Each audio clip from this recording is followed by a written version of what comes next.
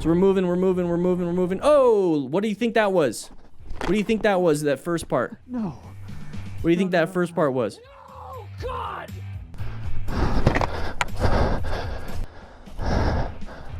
Oh, I remember this was a retro bike. Look at that, tank is dented, damaged. What do you think was the factor? What do you think the factor was? Okay, it doesn't mean if you're right or wrong.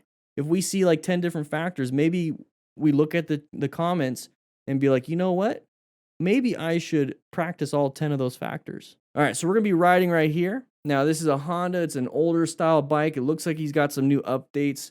So remember, we probably don't have ABS. We probably don't have a lot of these electrical systems. So we really have to make up for the fact that we don't have rider aids with good skill. Okay, so we're going into a corner. What do you think is going to be happening here? Squirrel? Where? So limited line of sight, slow down. Great. So we got a blind corner coming up. So guys, we're coming up to a blind corner. What should we be doing? We should be in orange stage.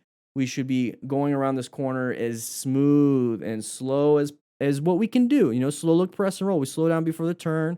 We look where we need to go. We can't see very far, so looking's kind of a problem. We press the initiate counter steering, and we're gonna roll on that throttle on the way out. Okay, we can give it a little bit of throttle during the turn to maintain our speed around the turn, because while you're turning, you're starting to shed some speed off. Maybe like 1 or 2 miles an hour per something feet. I don't know. I'm not a scientist. But the thing is, we're gonna start losing some speed going around a corner, so you give it just a teeny tiny bit, and that's called maintenance throttle, okay? So we're gonna be moving right here. What is that? What happened there? What happened with the back end slipping and sliding? What's doing that? What's doing this? What's happening there? You saw his front brake, okay? So what do you think he's doing with his rear brake? Maybe he's pressing it a little hard. Now, why are we doing that? So start thinking about that. Root cause analysis, start going backwards. What do you think would have caused his rear tire to slide out? So too much rear brake. Why are we putting too much rear brake? Maybe we're panicking a little bit. Because we can't see around the corner. We now are starting to realize, oh crap, we're going too fast for the corner. So we're going to give it a lot of rear brake. Now, what do you think a lot of rear brake really means? Okay, it's your right foot. What else do you do when you're out driving? Okay, you use your right foot for the accelerator. Use your right foot for the brake. So in your car, if you have an issue, what do you do with that right foot? You start to really press harder and harder and harder and harder. You could do that in a car. On a motorcycle, you give it harder, harder, harder on that rear brake. Guess what happens? So only about 20, 30, maybe 40% if you're on a cruiser, probably 10% on a really nice sport bike. You give it too much, you lose traction. It's not going to slow you down. And now that front tire is going to get more and more weight, right? So now it's even less weight on that rear tire, so you're going to start slipping and sliding. So that is a big problem when it comes to motorcycle riding, is that people panic with that rear brake. So you need to have good front brake pressure, progressive brake pressure. But then how do we prevent that in the first place? Slow look, press and roll into a corner.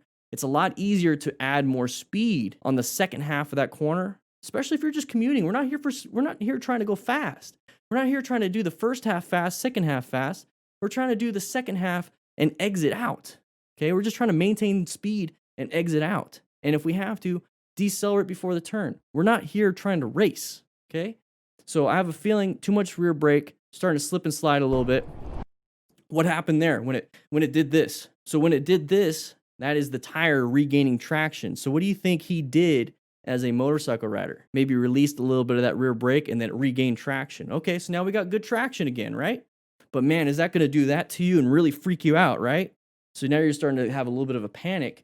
So when we see this part, ooh, that's him like, uh-oh, I did it, and I'm scared, and look what we're doing again. So now we're just trying to slow down and stop, but we're not going to do it in time.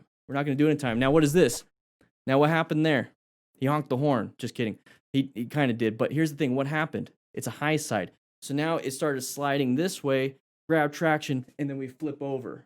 Okay, we grab traction, we flip over. Very high impact, very dangerous for the motorcycle rider. Not good, so hopefully you have full gear. Oh, oof. No. Hitting? No. Okay, so here's the thing. Sonny Bono died when he ran into a tree skiing. You know, Liam Neeson's wife died from a brain bleed skiing, hitting a tree, or hitting her head on something. So we're over here riding, No! and we're going 20, 30, 40, 50, 60 around a corner, and we hit a tree on our head, even with a helmet, guys, we're going to start having issues. We could possibly have that coup contre coup. We really will. We're going to have massive concussions, contusions, bleeding, all those different things when it comes to our brain. Okay, loss of cerebral spinal fluid coming out of our nose and ears.